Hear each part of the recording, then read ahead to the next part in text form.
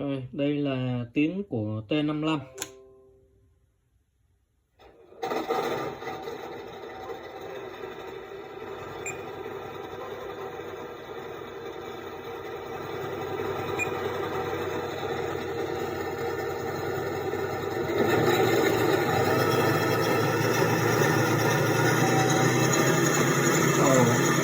Tiếng T55 cũng rất hay.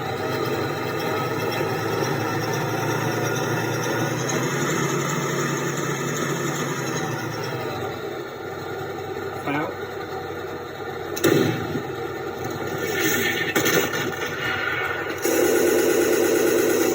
Súng bật chân của tôi.